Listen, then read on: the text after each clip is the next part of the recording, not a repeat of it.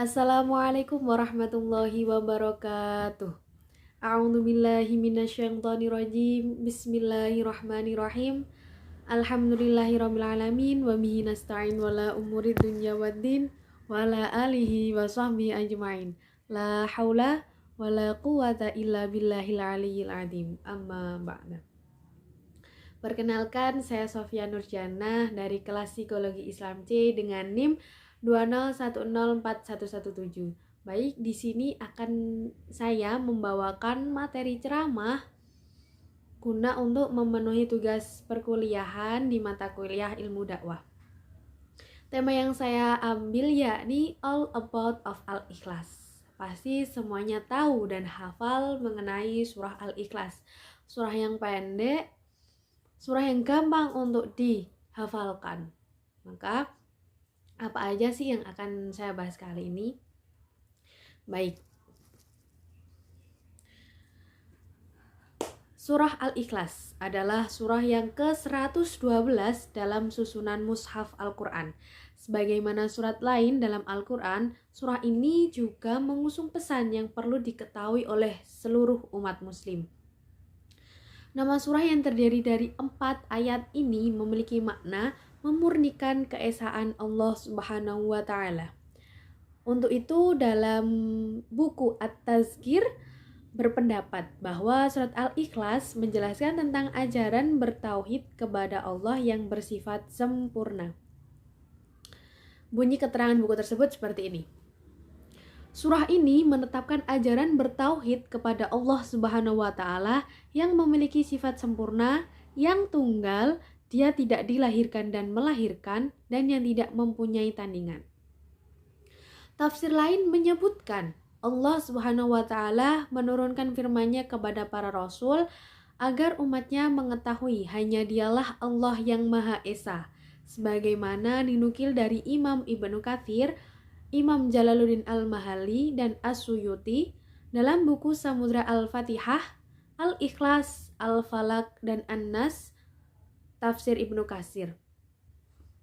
Adapun bacaannya surah Al-Ikhlas seperti ini. Bismillahirrahmanirrahim. Qul huwallahu ahad. Allahus samad. Lam yalid wa lam yulad wa lam yakul lahu kufuwan ahad. Shadaqallahul azim. Yang memiliki makna atau arti ayat pertama. Katakanlah Muhammad, Dialah Allah yang Maha Esa. Ayat kedua. Allah tempat meminta segala sesuatu. Ayat ketiga.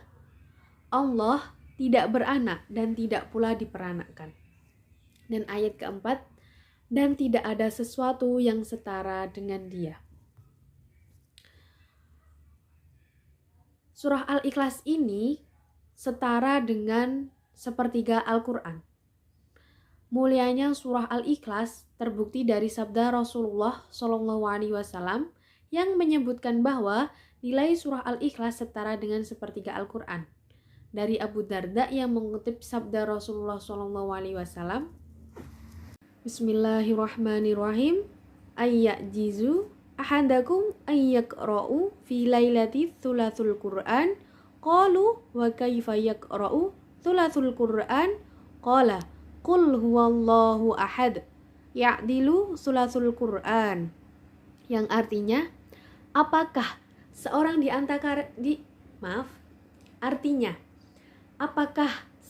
antara kalian tidak mampu untuk membaca sepertiga Al-Quran dalam semalam? Mereka mengatakan, bagaimana kami bisa membaca seperti Al-Quran? Lalu Nabi SAW bersabda, Qul huwallahu ahad, itu sebanding dengan sepertiga Al-Quran. Hadis riwayat Muslim. Dalam riwayat lain, Abu Sa'id menceritakan ada seorang laki-laki mendengar orang lain membaca Qul huwallahu ahad dengan berulang-ulang. Paginya, orang yang mendengar tadi mendatangi Rasulullah SAW. Lelaki tadi pun menceritakan kejadian tersebut dengan nada seakan-akan merendahkan surah Al-Ikhlas sebagai salah satu surat pendek, hingga dijawab dengan Rasulullah SAW, Walladzi nafsi biyadihi innaha la ta'dilu sulatul Qur'an, yang artinya demi yang jiwaku berada di tangannya, sesungguhnya surat ini sebanding dengan sepertiga Al-Quran. Hadis riwayat Bukhari. Baik, selanjutnya, setelah mengetahui lafal bacaan surah Al-Ikhlas serta masing-masing arti dari ayatnya, lebih lanjut terdapat penjelasan makna surah Al-Ikhlas menurut Imam Al-Ghazali. Secara umum, makna dari surah Al-Ikhlas tentang penggambaran Allah sebagai Tuhan Sang Pencipta alam yang tidak sebanding dengan apapun yang ada di dunia. Tafsir ini berasal dari kisah zaman Nabi dahulu, di mana suatu hari seorang Arab Badui bertanya kepada Nabi Muhammad SAW, "Ya Rasulullah, saya ini orang Badui, orang bodoh dan awam. Apakah Tuhan bisa dilambangkan dengan sesuatu di dunia ini?" Kemudian turun surah Al-Ikhlas dan Allah berfirman, "Katakanlah Muhammad, dialah Allah yang Esa, Tuhan adalah tempat untuk kembali. Dia tidak beranak dan tidak diperanakkan, dan tidak ada sesuatu yang bisa dibandingkan dengan Dia." Turunnya surah Al-Ikhlas tersebut seakan memberi jawaban berupa analogi atas pertanyaan orang Arab Badui sebelumnya. Meskipun tidak menjawab pertanyaan secara jelas, namun dari arti surah Al-Ikhlas dapat dipahami bahwa tidak ada satupun di alam semesta dapat melambangkan Allah Subhanahu wa Ta'ala. Lebih lanjut, Imam Al-Ghazali menjelaskan bahwa mensucikan dan membebaskan Allah dari lambang, maka itulah gambaran dari Allah yang sebenarnya, bahwa Allah tidak bisa dilambangkan, tidak bisa dicari analogi dan metaforanya. Namun Allah ada, Allah satu, dan Allah yang menciptakan seluruh alam semesta dan seluruh isi di dalamnya. Setelah mengetahui makna surah Al-Ikhlas, menurut Imam Al-Ghazali, terakhir terdapat beberapa keutamaan dari amalan surah Al-Ikhlas. Apa saja? Keistimewaannya yang pertama, bahwa surah Al-Ikhlas dapat diamalkan sebagai bacaan zikir sehari-hari. Bahkan amalan ini dapat mendatangkan ribuan malaikat yang akan memanjatkan doa saat Anda meninggal. Seperti dijelaskan dalam sebuah riwayat hadis, pada zaman itu terdapat seorang sahabat Nabi bernama Muawiyah yang selalu membaca surah Al-Ikhlas setiap kali hendak melakukan sesuatu. Muawiyah selalu membaca surah Al-Ikhlas setiap keluar dan masuk ke dalam rumah. Bukan hanya itu, saat duduk dan berdiri, Muawiyah juga membaca surah Al-Ikhlas. Surat ini dibacanya di setiap keadaan sebagai amalan rutin, termasuk saat berjalan kaki hingga berkendara. Kemudian, ketika Muawiyah wafat, Rasulullah yang saat itu datang untuk takziah terkejut melihat 70.000 malaikat datang berkumpul untuk mendoakan jenazah Muawiyah. Cahaya yang terpancar dari doa bahkan sampai menutupi cahaya matahari yang terlihat redup. Ternyata ini didapatkan dari kebiasaan Muawiyah yang selalu mengamalkan bacaan surah Al-Ikhlas dalam kesehariannya. Selain itu, membaca surah Al-Ikhlas juga dikatakan dapat memberikan perlindungan dan kebaikan bagi siapa saja yang mengamalkannya. Tentu, ini menjadi pilihan amalan yang baik dan mudah guna diamalkan sehari-hari, karena bacaannya yang pendek dan singkat.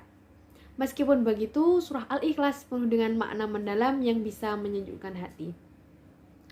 Maka, mari teman-teman untuk senantiasa mengamalkan surah Al-Ikhlas dalam segala kegiatan kita, baik kita mau tidur, kita bangun tidur, untuk senantiasa membaca surah Al-Ikhlas. Selain itu, kita juga dapat menambah dengan membaca sholawat-sholawat Nabi.